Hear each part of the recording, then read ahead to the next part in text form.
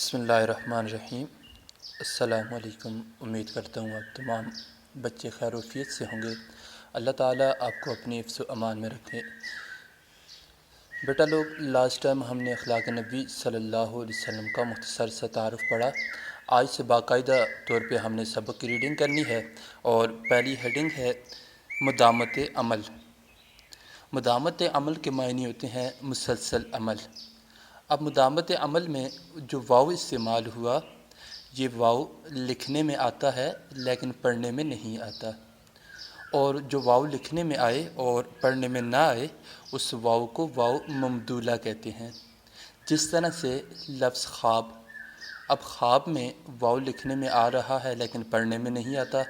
اسی طرح سے لفظ خواہش، خواہش بھی اس میں بھی واو آتا ہے لیکن پڑھنے میں نہیں، لکھنے میں آتا ہے پڑھنے میں نہیں آتا۔ تو کچھ لوگ اسی طرح سے خواب کو خواب پڑھتے ہیں، خواہش کو خواہش پڑھتے ہیں، تو یہ املا اور تلفظ کے لحاظ سے یہ الفاظ غلط ادا کرتے ہیں۔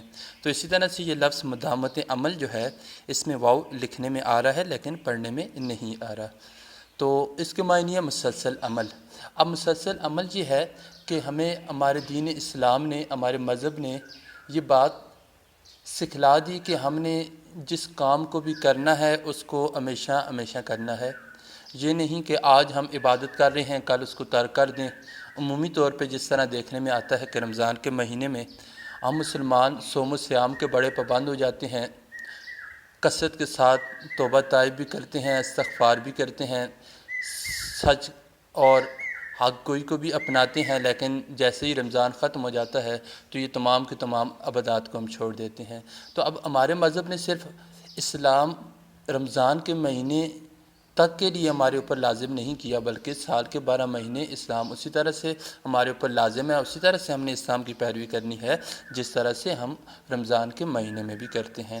تو اس پہلی پیراگراف کے اندر مصنف مولانا شبلی نعمانی مدامت عمل کے ذریعے ہمیں یہ بات بتاتے ہیں، حضور صلی اللہ علیہ وسلم کی سیرت کا ایک پہلو بتاتے ہیں کہ آپ صلی اللہ علیہ وسلم کی یہ عادت تھی کہ آپ صلی اللہ علیہ وسلم نے جس کام کو بھی کیا انہوں نے اس کو اپنی زندگی کا معمول بنایا، یعنی وہ کام ہمیشہ ہمیشہ کے لیے کرتے رہے۔ تو اس پہلے پیراگراف کے اندر جو وضاحت طلب الفاظ ہیں ان کو میں وضاحت کے ساتھ اور ان کے معنی بھی آپ کے ساتھ سامنے رکھ دیتا ہوں اور ان کی وضاحت بھی کر دیتا ہوں۔ جس طرح سے لفظ ہے استقلال، استقلال کے معنی ہوتے ہیں ثابت قدم رہنا۔ اسی طرح لفظ ہے فطرت ثانیہ، اس کے معنی ہے پکی عادت۔ دقیق نقطہ، اس کے معنی ہے باریک نقطہ، چھوٹی سی چھوٹی بات۔ اسی طرح لفظ دائمی، ہمیشہ ہمیشہ رہنا۔ غیر متبدل، جس کے اندر کوئی تبدیلی نہ آئے۔ اس طرح نیچے لفظ آتا ہے استقامت حال، ثابت قدم رہنا۔ مدامت عمل پھر آ گیا، اسی طرح سے مسلسل عمل، اور اس کے بعد نیچے ہے قوی معنی، جس کے معنی ہے بڑی رکاوٹ، ترک کرنا، چھوڑنا۔ اور لفظ سنن آ رہا ہے، اور سنن کے معنی، سنن جو ہے یہ سنت کی جمع ہے، اور سنت کہتے ہیں طریقے کو۔ اور اس کے بعد نیچے پھر لفظ آ رہا ہے استقامت حال، ثابت قدم رہنا۔ تو آپ لوگوں نے اس سبق کی ریڈنگ کرنی ہے اور اس کے الفاظ معنی آپ نے اپنی کاپی کے اوپر لکھنے ہیں۔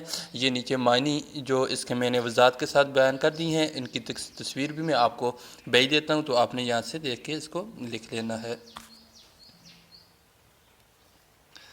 اسی کے ساتھ ہی آج کا لیکچر ختم ہوا۔ کل تک کے لیے اجازت دیجیے۔ اللہ حافظ۔ السلام علیکم۔